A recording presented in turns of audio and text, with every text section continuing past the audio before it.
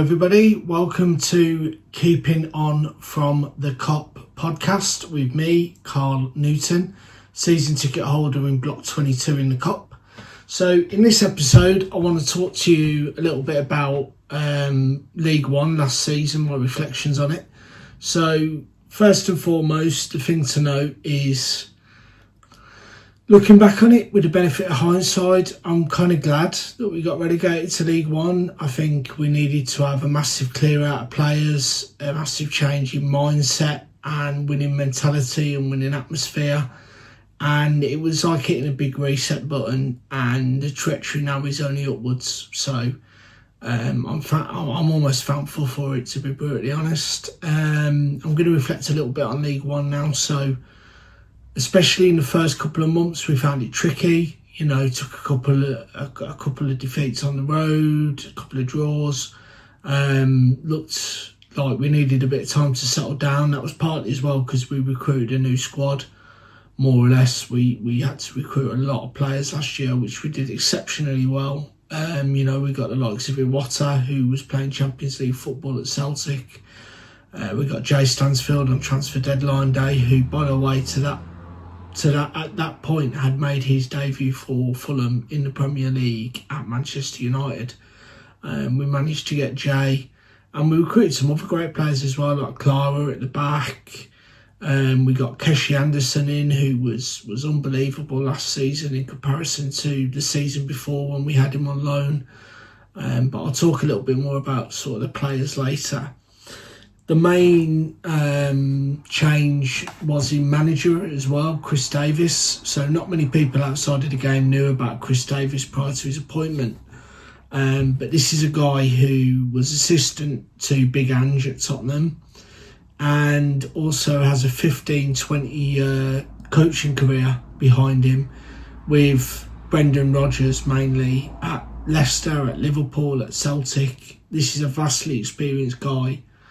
And he's come in and he's instilled this brand of football that is based on possession and based on passing and based on controlling the game and based on pressing, but not just pressing for the sake of it like we see a lot of teams do now. It's about pressing to score.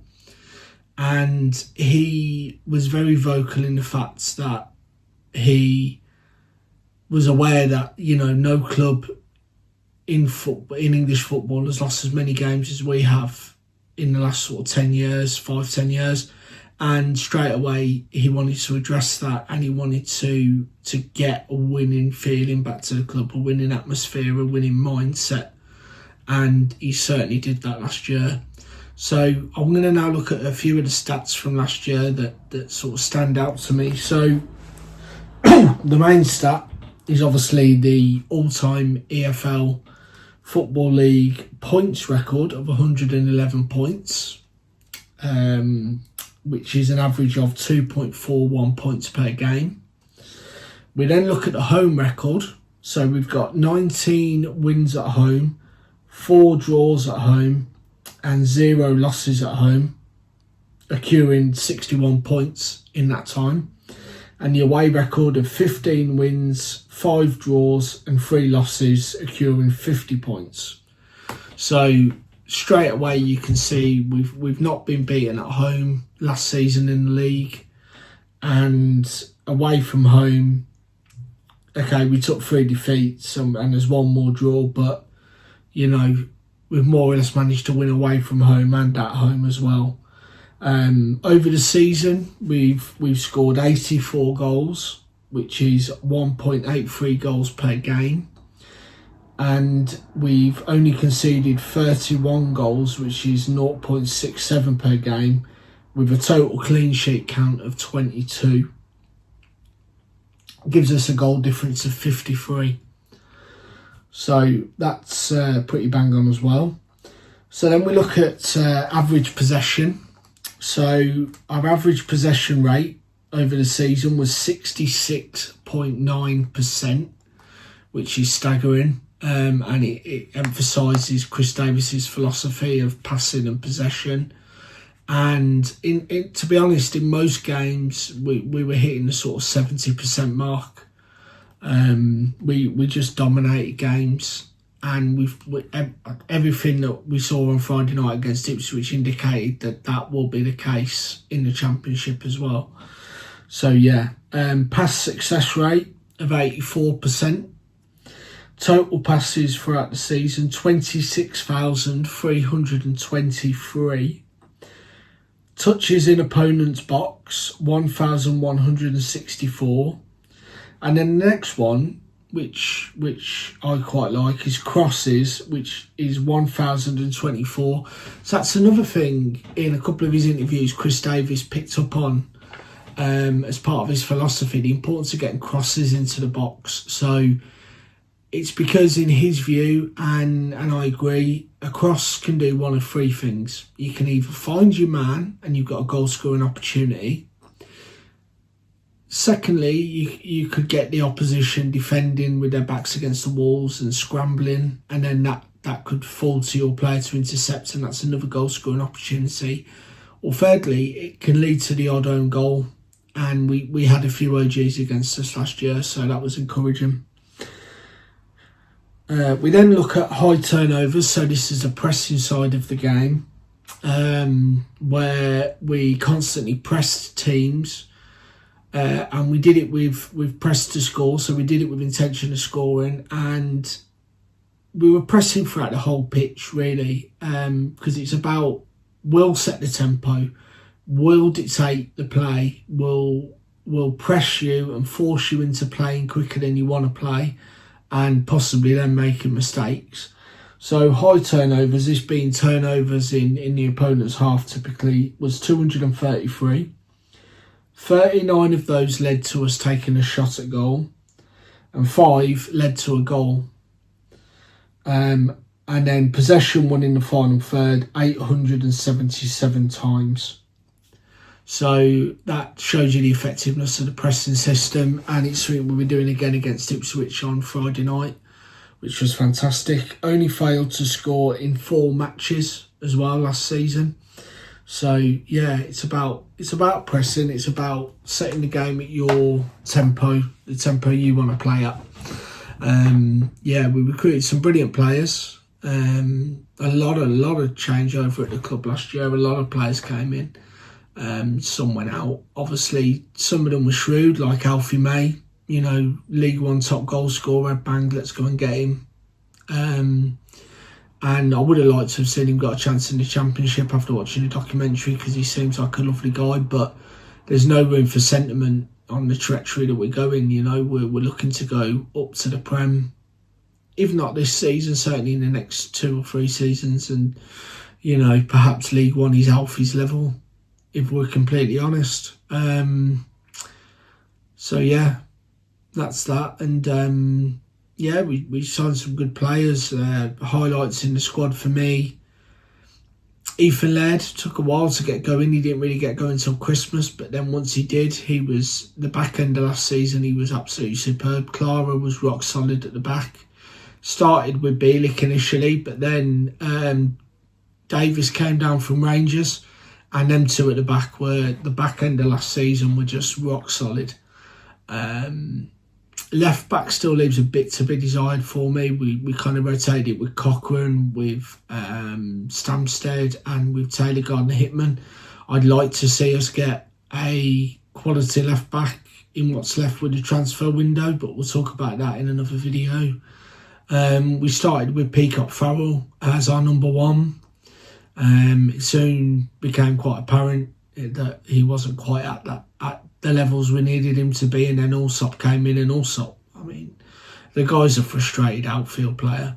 He every time he gets a chance, he'll play with the ball at his feet, and he'll control the ball at his feet brilliantly. Skin pressing attackers, come out 25 yards to start a transition of play. And that comes from an old Pep Guardiola philosophy, which is that if you can have your keeper coming out to the 25-yard line and being able to play the ball kind of where you'd expect your last line of defence to be, then suddenly you've got 11 players on the pitch instead of 10. And Allsop does that incredibly.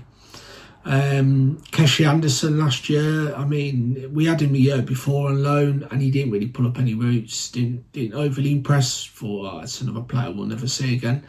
But he came on trial at the club. He volunteered himself for a trial at the club, and the difference between the season before and him last year was night and day. And then from what I've seen in pre-season this year and against Ipswich, he's upped his levels again. Absolutely unbelievable. We had the two lads in the middle, Paik and Iwata. They were just immense together. They're just so controlled, so able. They showed that again on Friday night. Just fantastic. We built we built a good squad last year, a squad that can hold its own in the Championship, and then we recruited brilliantly again this year, and I'll reflect on that in a later video. So my reflections on League One, okay, it's not what we all wanted initially when we went down against Norwich, but it was a chance to hit the reset button. We did that. We had a fantastic season. We've got the winning feel back around the club, the winning mentality, the winning momentum that we're bringing up into the Championship with us now. And it was amazing. And another thing to note as well, Friday night reminded me of it, was when we played Newcastle at home in the FA Cup. It was about Chris Davis, I think he said about that and about other games. It's about making St Andrews horrible and hostile for teams to visit. We don't want to make them feel welcome. We want them to basically just want to get back on the coach and not be able to do so quick enough. We don't want teams to enjoy coming to St Andrews. We want it to be a hard place to come. And we showed that last season, and especially with the Newcastle game. And we showed it Friday night against Ipswich. And the Newcastle game, funnily enough, is the only time in my living memory when I've ever known that we've been to a game and we haven't sat down once. Nobody in the ground sat down once. We were on our feet from kick-off to the very last blow of that referee's whistle. And it was a fantastic game.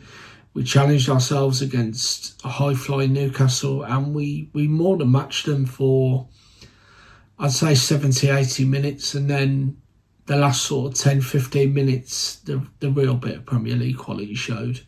And it shone through, and we were found wanting. But, the Premier League now, most games we've added on time and all that malarkey are 100 minutes, and you could tell their lads were primed to last 100 minutes, and past about the 75th minute, they just looked levels above. But, for the first 75 minutes of the game, it could have gone either way. We matched them well. We didn't let them play. We intimidated them. It was superb. And then the other cup moment was obviously the Victory Cup final at Wembley, which we went into in good mood, given that we played Peterborough on the Tuesday nights and secured automatic promotion. And then on the Saturday, without playing, we were secured as champions. I thought that was fantastic. We were all in great mood. And then a lot of the players, if not all of them, have never played at Wembley before, and it kind of showed on the day. I think the occasion got to them. They didn't really show up. And we chalk it down to experience. It's like Tom Wagner said in the documentary, you know what? It's disappointing, and, you didn't show up, and it's kind of disappointing and it's heartbreaking. But you know what?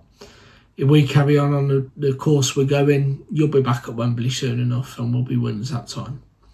And I truly believe that. There's only one direction the club's heading in now. There's an air of positivity about it. The games are selling out, game in, game out. And we've brought a lot of momentum up with us from League One, and every indicator is, looking at Friday night, how we played against Ipswich, that we're going to carry that into the Championship. I still think there's 2 or 3 deals to be done yet in the transfer window, and we'll do a transfer window episode soon. But it's encouraging. It's very, very encouraging. It's very good times to be at the club, to be a fan of the club. And onward and upward. Onward and upward. And the next video now will be my review of the Sheffield United Cup game. Don't quite know what to expect with that at this point in terms of how they're going to line up. I suspect they might line up the same as they did in the league at the weekend, because they got absolutely hammered at home by Bristol City. And you would think that, okay, there might be some changes from poor performances there, but they'll also want the established first team players or supposed first 11 to react to that defeat and make a statement to the new manager there. So it'll be interesting to see how they line up. And as for our lineup, again, that'll be interesting.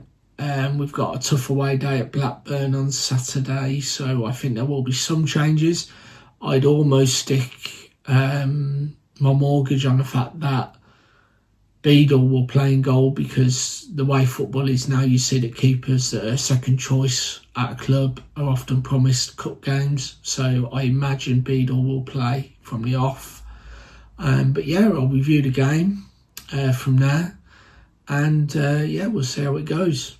I'm hopeful maybe we can get into the next round. I wouldn't put all our emphasis on a cup run this year, but it's always nice to have a little bit of a cup run, and it'd be nice to get one over a rival in the Championship on Wednesday night, Sheffield United, and kind of show that we are Championship, and we're going to be high-end Championship as they are hoping to be, and if we can beat them, then it sends out a statement regardless of team selection. So yeah, here's hoping. For now though, please like this video, subscribe to the channel, hit the notification button and share the word. And I will see you soon. Keep right on, fellow Blue Noses.